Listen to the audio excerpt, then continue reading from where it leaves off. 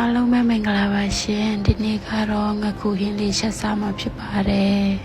ရှင်ဆက်ဆက်လေးစားခြင်းလို့ရှင်ပေါင်နဲ့ရှက်မှာပေါ့နော်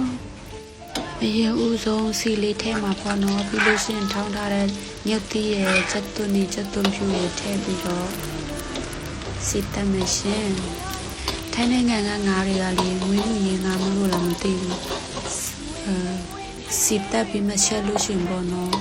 ညီနဲ့ရရတယ်ရှင်အဲ့ဒါကြောင့်မလို့ပေါ့နော်စီတက်ပြီးတော့ရှယ်ရတယ်အစားတွေကပေါ့နော်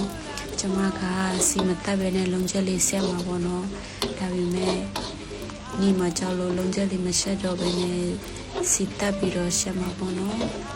စီတက်တဲ့ညုတ်တီလေးမွေးလာပြီဆိုရင်နေထားတဲ့ငါလေးထဲပါမယ်ငါကတော့စနုံမုံနဲ့ရစားရဟင်းချုံမိုးရနေထားတာပါပြီးလို့ရှိရင်နောက်အောင်မွေးပေးလိုက်မှာပေါ့နော်မွေးပေးပြီးတော့လို့ရှိရင်အရေးဖြိုးထားတယ်စိန်စားငပီးကိုထဲပါမယ်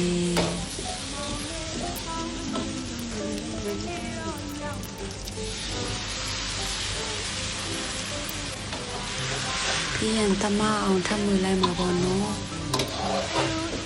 မွေးပြီးတော့လို့ရှိရင်ဒီလေးနဲ့ထဲမှာရှင်ရင်နွေးပေါ့နော်ပြီးလို့ရှိရင်10မိနစ်လောက်အဖုံးအုပ်ထားလိုက်ပါမယ်10မိနစ်လေးပြည့်ပြီဆိုတော့နောက်ထပ်အရသာလေးထဲမှာပေါ့နော်ရှုံမိုးလေးနဲ့ထဲမယ်ပြီးလို့ရှိရင်ချက်သားမုံနဲ့ထပ်ထဲမယ်နောက်ပြီးတော့ငပြာရည်နဲ့ထပ်ထဲမယ်ရှင်ထပ်ပြီးတော့ပြီဆိုရင်သမအောင်ထပ်မွေလိုက်မှာပေါ့နော်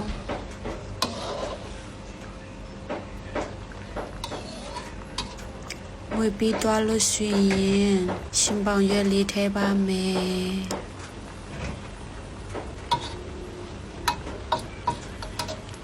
ရှင်ပေါင်ရွက်လေးထည့်ပြီးပြီဆိုတော့အဖုံးလေးခဏအုပ်ထားလိုက်မှာပေါ့နော်ရှင်ပေါင်ရွက်တွေနွမ်းလာတဲ့အထိခဏလေးပဲအုပ်ထားလိုက်မယ်ရှင်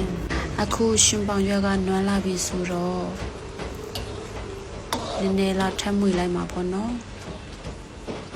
အခုတလောကဘာဖြစ်လဲမသိဘူးငရုတ်တီတအားစား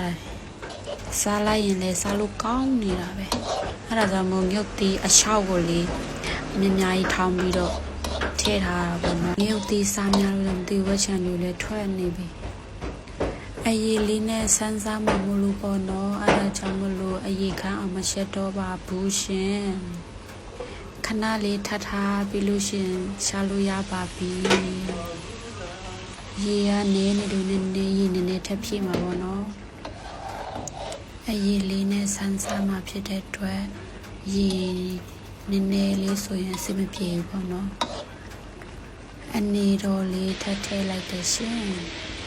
အခုဆိုအနေတော်လေးဖြစ်သွားပြီမို့လို့ဟင်းအိုးရှာလိုက်ပါတော့မယ်တနေ့ဟင်းချက်ရတာလဲဘာဟင်းချက်စားလို့ချက်စားမယ်အမှမသိဘူးပေါ့နော်အောင်နောက်တွေလည်းရှောင်းနေတာပဲမချက်ပြန်တော့လည်းမစားရဘူးအဲ့ဒါကြောင့်မလို့ကြံဖန်ပြီးရှက်နေရတာပေါ့နော်ဟဲ့ငရုတ်တီကြည့်ပြီးကိုချက်သိန်းအောင်ပြန်ထားတယ်ကိုလည်းအံ့ဩတာပေါ့နော်ငါအဲ့လောက်ထိတောင်ရုပ်တီးစားနိုင်ပါလားလို့ကြည့်ပါဦးနီရဲတောက်နေတာပဲကြည့်ရတဲ့တရေတောင်ကြားဒီနေ့ကတော့ဒီလောက်ပါပဲရှင်ဘိုင်ဘိုင်